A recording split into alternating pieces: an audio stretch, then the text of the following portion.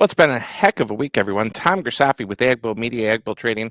We have the one and only Don Wick hiding behind the curtain. But I got to tell you, this is our second time doing this. We had a little mishap. But you know what? I was joking around too much.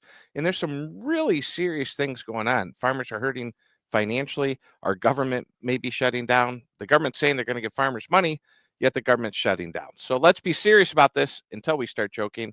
If we don't laugh, we'll cry. Mr. Don Wick from the Red River Farm Network on our second time. And you know what?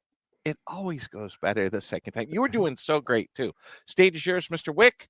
I will say this: how are we going to keep the government open? How are we going to give farmers money if we can't keep the government open?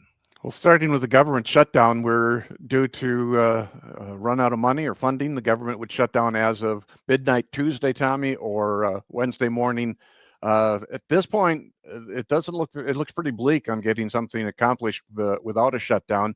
The House Speaker Mike Johnson has said that they're not even going to come into session, so that forces the hand of the Senate. They can only vote on the House bill that was passed a week ago, and there's certainly not enough 60 votes that they need to get something passed. So I don't see what kind of luck they're going to have in getting this government a continuing resolution passed that would really just kick the can down the road until mid-November.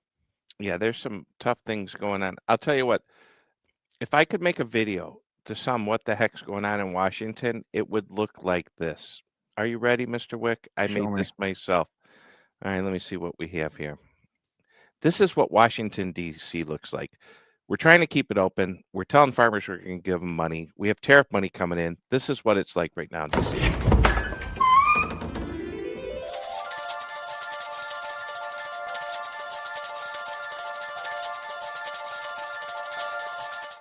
There you That go. video is called The Capitol Casino. What the hell's going on at the Capitol? And you kind of described it. And I'd say I'm going to guess, you've been to D.C. in your career 40 times, 50 times, twice a year, probably? Probably, yeah. That would make sense. You always learn something when you go there? Always. I love it. But always love to come get on that plane ride to come home as well. Again, you show the Trump bucks. It was the big story on Thursday when in the Oval Office, the president talked about the challenges that are happening in agriculture and the decision to use tariff funds to send some direct payments to farmers. The challenge is it's still a pretty big lift to get that job accomplished because they need to do some things to make that happen. Tariff money is targeted to a certain area, or it goes into the general fund, and you can't just make the decision that we're going to send checks over to farmers. It doesn't work that way. Congress is going to have to get involved at some point.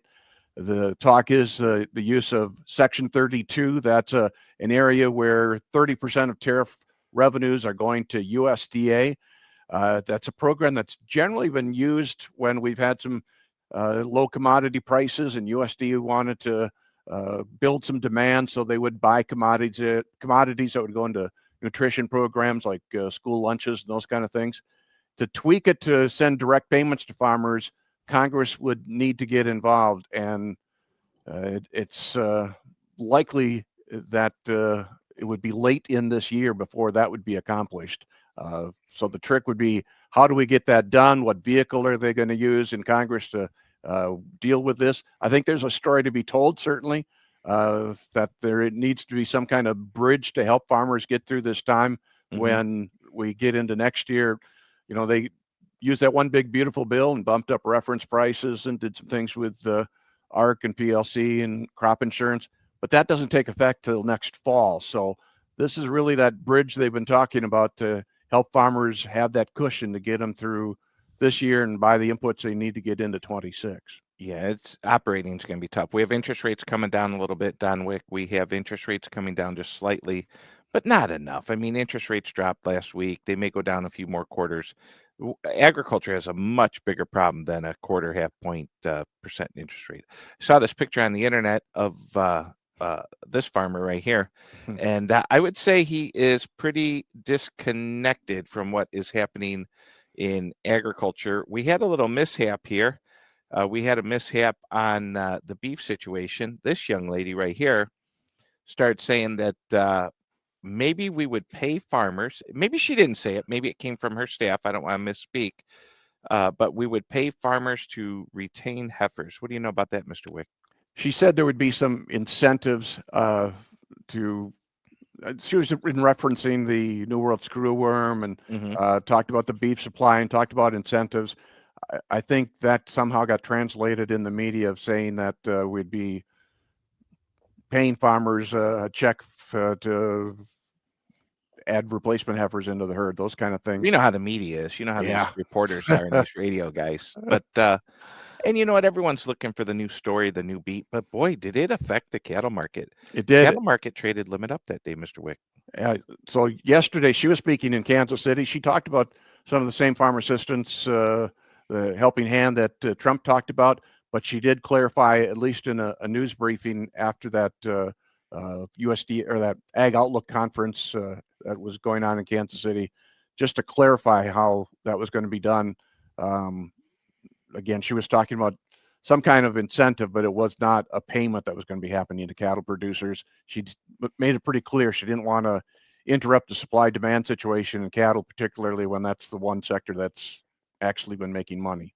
Yeah, and then cattle then had a close to limit down day, finishing the week here a little firmer. We had another, I don't know what the hell you want to call it, debacle or situation. I'm going to read this to you. Why would the USA help bail out Argentina? This is from Senator Chuck Grassley, who I'm sure you know well. While the bail out Argentina while they take American soybean producers' biggest market. What did he say? We should. I think he forgot a letter there. The guy's spelling like me. We should use leverage every turn to help from hurting farm economy. Family farmers should be the top of mind in negotiations. Are they spelling stuff wrong on purpose, or I just realized what that looked like? I'm trying to read it. I'm like, are there letters missing? I'm not sure if Chuck's doing his own social here, but Chuck might have had a little nightcap and then put that beauty on. Give him a break. He's like 92 years old, so if he's on the he's Twitter, 10 years he's older okay. than you. He's 10 years older than you. Ouch. Ouch. Seriously, Chuck, he's the man. He actually farms. I love when he posts those pictures. Well, he's the man if you want to be the man. I do love when he posts those pictures of him harvesting grain, and that makes me happy. Speaking of harvesting, we have some of that going on. What are you hearing for harvest up north by you, Mr. Wick? So the weather's been beautiful this week. We've just been blessed with warm temperatures and dry conditions. It really was what this corn needed, I think, to get some final GDUs and bring it to black layer, bring it closer to maturity. We're hearing a few guys that are sneaking into soybean fields just very early in that process, though. But this forecast still looks good going into next week. I think there's a lot of optimism. Once you get in the combine, attitude certainly can change. Yeah, absolutely. And I'm hearing yield reports pretty good from up north. Not a lot of complaining. Obviously, they're complaining about the basis, the poor price. Speaking of the basis, that actually improved a little bit. It got less worse in some places. Did you notice that, or did you hear anything? I think we might have sold a few loads out of PNW. We each week we do an assessment. We have 7 different elevators that in our listening area that we track as far as their basis levels. Mm-hmm. We saw it widen in particular. You go down to Worthington, Minnesota, which is our southernmost area that we had. I think their basis was down closer to 80 cents, while you looked at other elevators. I think Alton Grain in Halstead, North Dakota, they were at 160. So you had quite a difference. So in some areas it was getting a little worse as far as the basis, and other areas it improved. Yeah, we'll see if we could sell a few more loads, get a few trains lined up. They're definitely a value. From what I understand, going back to Argentina, was that Argentina lowered the tariffs, the market sold off. They did a ton of business, and they're like, okay, we did a ton of business, raise the tariffs back up. Is that the way you understand it? So yeah, they have an export tax that they have on all of their commodities, corn, soybeans, beef as well. And they put that at 0 because they're trying to prop up their economy. They needed some dollars to be funneled into their coffers. And China came through. What did they? Yeah, right what did I see? China like 30, 35? Yeah, right there at the bottom of our There you screen. go. Someone just popped that up there.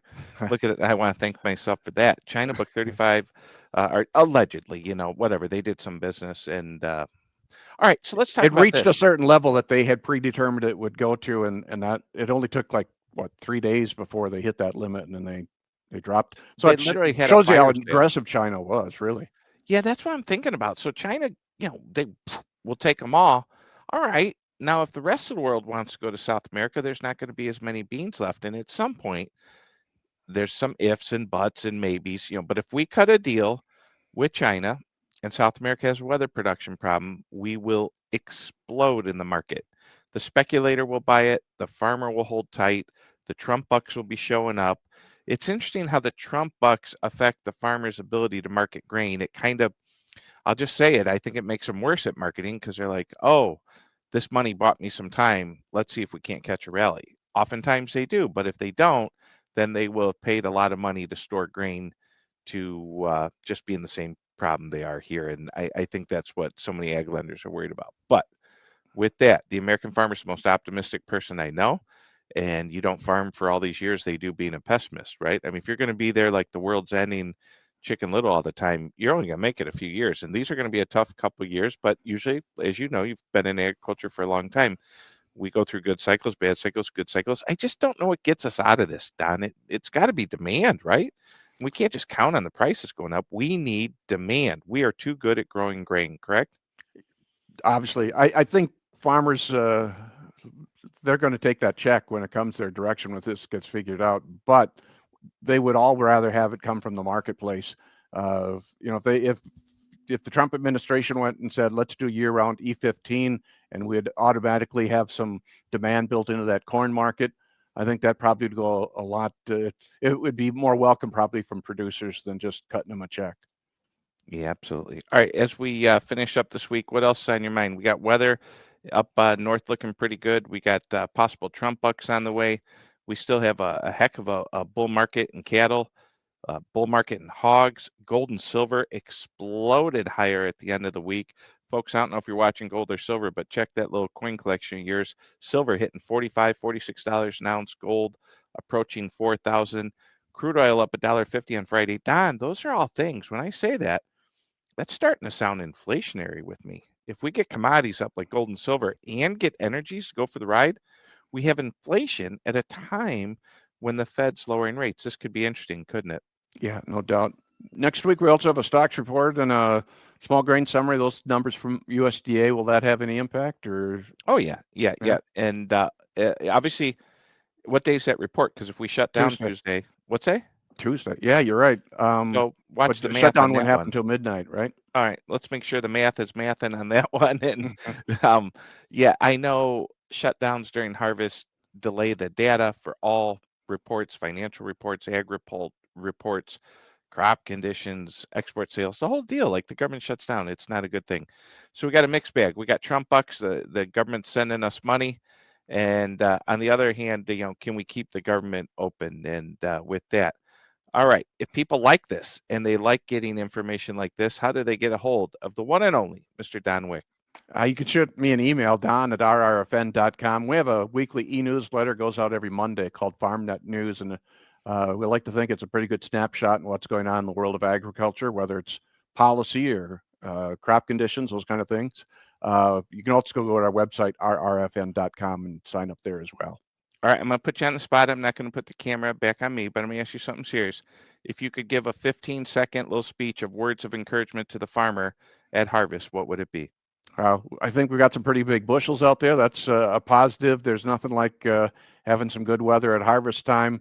And yeah, there is certainly going to be some financial support coming their way, a helping hand, so to speak. That's got to be a positive. Mr. Don Wick with the Red River Farm Network. This is Tommy Grisafi from Agbo Media with your week in review, 9/26/2025. The calendar's just flying by. I'll see you next week, Mr. Wick. Thanks, Tommy.